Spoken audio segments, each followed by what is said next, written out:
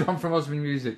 We're going to do, I just want to go through some basics of the slide I showed you last time.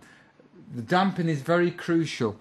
You need to get over the actual bar, the fret bar, which is the fret to actually, so I'm on the actual 9th fret and I'm over the bar, and I need to lock down my fingers like that, and I'm very gently just damping behind the slide itself.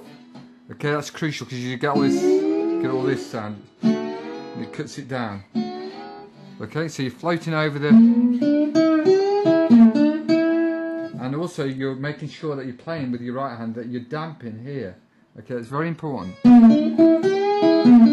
I want to play around this chord shape, this E7th shape, which is basically in the A-shaped chord. An A-shaped chord is if you play an A chord and an A7th.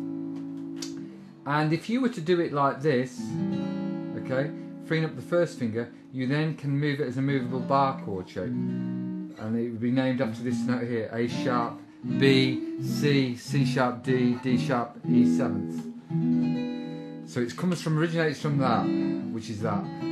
Okay, so you need a little bit about knowledge of bar chords and open chords. Go over that a couple of times to get that, get your head around it. Also, if you do an A7th, you can do that shape.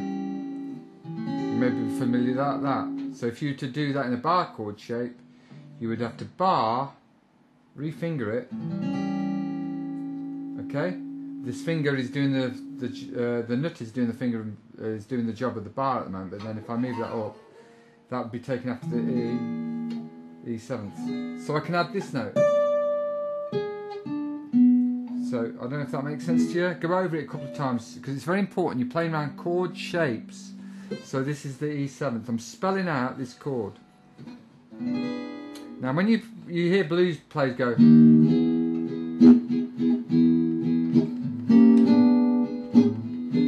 an E7th chord, yeah? And I'm just moving it up one fret. So he's going. So you can do the same effect when you're playing. Okay, playing double notes there, or single.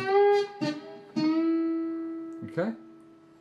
Now the important note to get out of here is this note that makes it a 7th, which is on the 7th fret here on the 3rd string, and also this shape. It's the same note, an octave higher. Okay.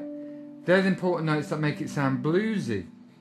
Now if you play those notes, see I'm going back there from 9th fret and then on the 7th, there, that sounds bluesy.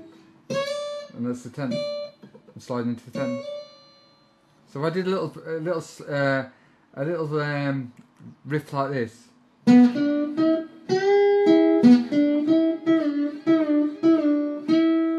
Explain that. I'm going to play that without the slide so you can see it.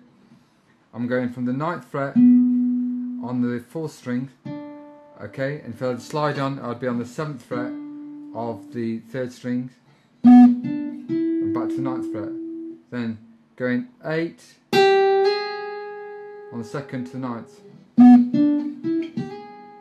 then go to 9th on the 3rd string,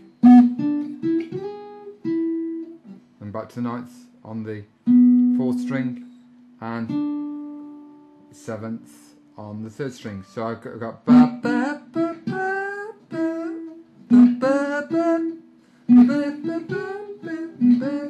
I'm putting a slide on, and hopefully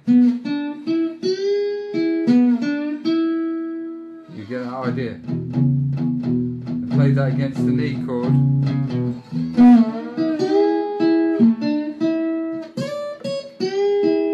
I did the 9th there on the 7th, that note on there. Okay, that gives you a bit of an idea of the slides sound. Very important to damp, remember, here, and damp on the right hand. Okay, I'll see if we can get a view from there. Got Jack's camera work going. It's Jack's guitar. Jack, fine student of mine. Young lad who plays really good guitar.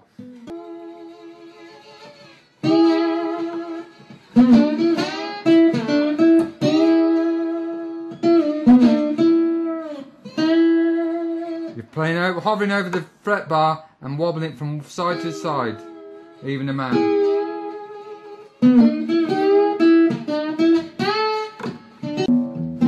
Now if you mix it, this is more like Dwayne Allman out of Allman Brothers, who play standard slide. So this is the stuff so you don't have to detune your guitar. Okay, so you mix it up with some blues stuff that you know already.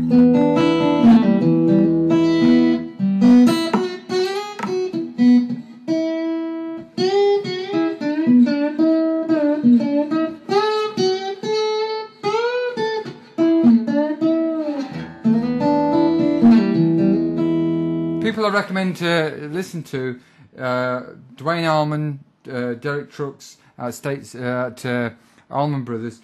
Check out Arlen Roth, who's a session guy and guitar educator, who gets, I think, sadly overlooked because he's one of the finest guitar players in the world, and he can play a variety of styles. But check out his slide playing in particular.